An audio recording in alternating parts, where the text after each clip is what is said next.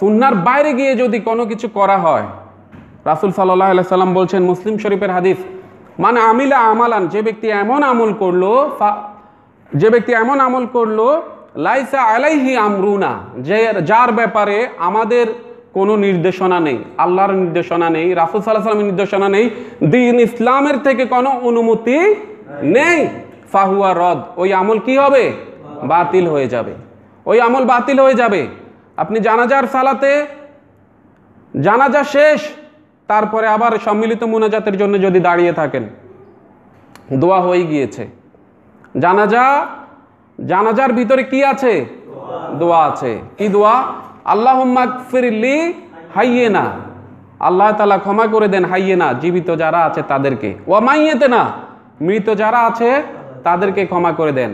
আপনারা আমার সাথে একটু বলবেন, আল্লাহুম্মা গফিরলি হাইয়িনা ওয়া মাইয়িতিনা ওয়া শাহিদিনা ওয়া গায়েবিনা, উপস্থিত অনুপস্থিত সবাইকে কি করে দেন? ক্ষমা করে দেন। এরপরে কি? হ্যাঁ, ওয়া সাগিরেনা ওয়া কাবিরেনা, ছোট এবং বড় তাদেরকেও কি করে দেন? ক্ষমা করে দেন। ওয়া যাকারানা ওয়া উনসানা, পুরুষ মহিলা সবাইকে কি করে দেন? ক্ষমা করে দেন।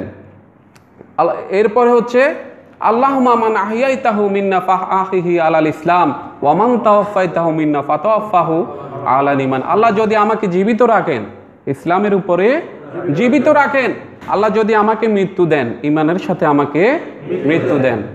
এই দোয়া জানাজার সালাতের ভিতর হয়ে গেছে না? যদি হয়ে যেয়ে থাকে, আপনি আবার দাঁড়িয়ে রইলেন সবাইকে নিয়ে, এই চিন্তাটা এবং কি এই আমলটা করার নাম হচ্ছে কি? বিদআত। মান আমিলা আমালান লাইসা আলাইহি আমরুনা ফাহুয়া রদ, যে আমল আমার কোনো স্বীকৃতি নাই, রাসূল সাল্লাল্লাহু আলাইহি ওয়াসাল্লাম থেকে স্বীকৃতি প্রাপ্ত নয়, সেটাকে বাতিল ঘোষণা করে দেওয়া হয়েছে আজ থেকে 1450 বছর আগে। বাতিল ঘোষণা করেছেন কে? এই অধিকার রাসূল সাল্লাল্লাহু আলাইহি ওয়াসাল্লামের আছে নাকি নাই? আছে। ওয়াক্ত মতো সালাত আদায় করা কার শিক্ষা? আল্লাহর শিক্ষা। সূরা নিসাতে এসেছে, ইন্নাস সালাতা কানাত আলাল মুমিনিনা কিতাবাম মাওকুতা, ওয়াক্ত মতো সময় মতো সালাত আদায় করা ফরজ, কিতাবাম মাওকুতা ফরজ। কিন্তু আপনারা যারা হজ করতে গিয়েছেন, আরাফার ময়দানে 2 ওয়াক্ত সালাত কি করতে হয়? কথা বলবেন যারা হজ করেছেন, কোন কোন সালাত? জোহর এবং আসর।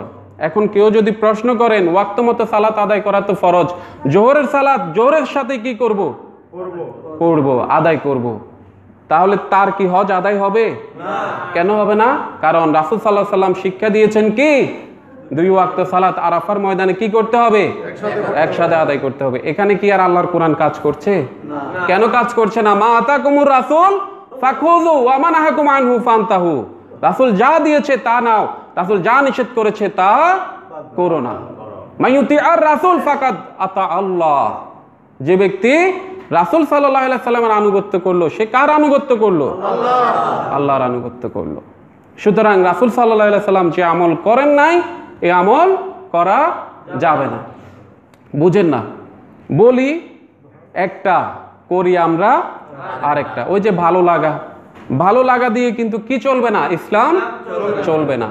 আপনার ভালো লাগা দিয়ে জাহান্নাম চলবে, ভালো লাগা দিয়ে জাহান্নামে যাওয়া যাবে, এর বেশি আর কিছু না।